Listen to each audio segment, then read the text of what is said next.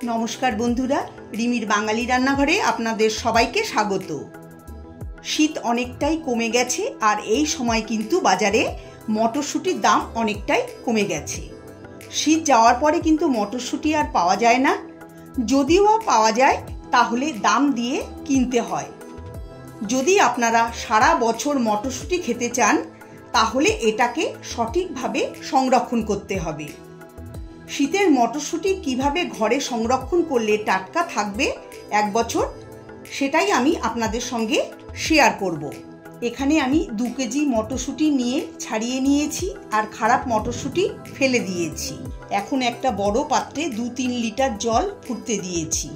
जल फुटते शुरू करले एर मध्य 1 चा चामच लवण और 2 चा चामच चीनी दिए देब। एते मटरशुटिर रंग उज्जवल थाकबे और स्वादो भालो थाकबे। भालो करे मिशिए देब। जल भालो करे फुटे उठले एर मध्य मटरशुटि दिए देब।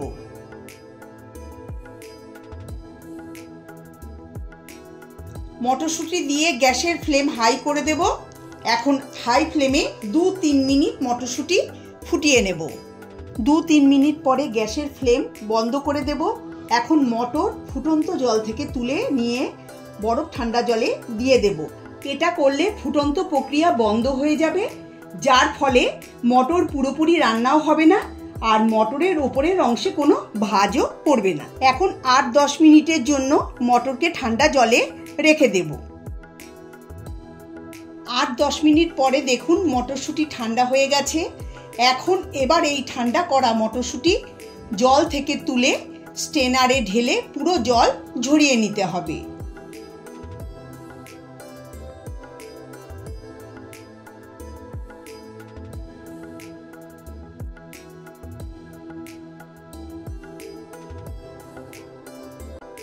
जल झरिए नेওয়ার पर এখন মটরশুঁটি ভালোভাবে শুকানো সবচেয়ে গুরুত্বপূর্ণ ধাপ। তার জন্য মটরগুলোকে কিচেন টাওয়েল বা তোয়ালের উপর ছড়িয়ে দেব।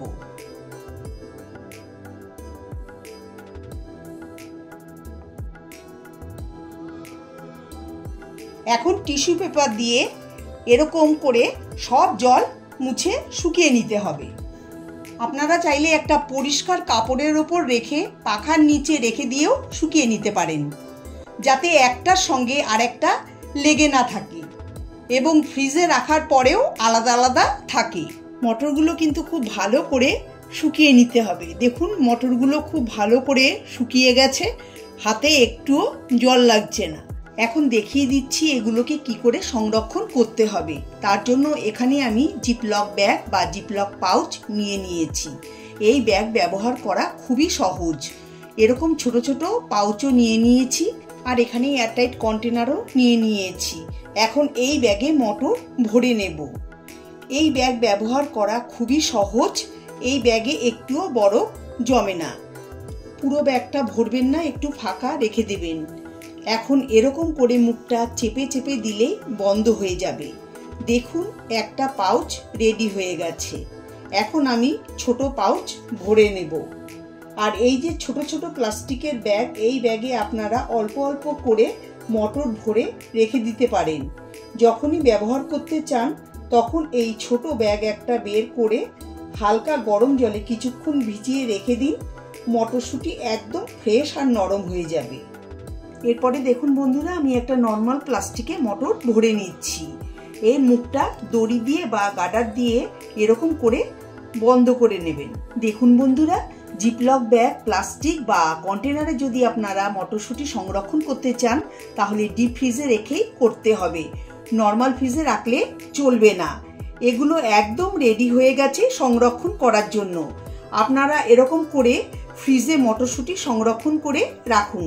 সারা বছর এটাকে রেখে খেতে পারবেন।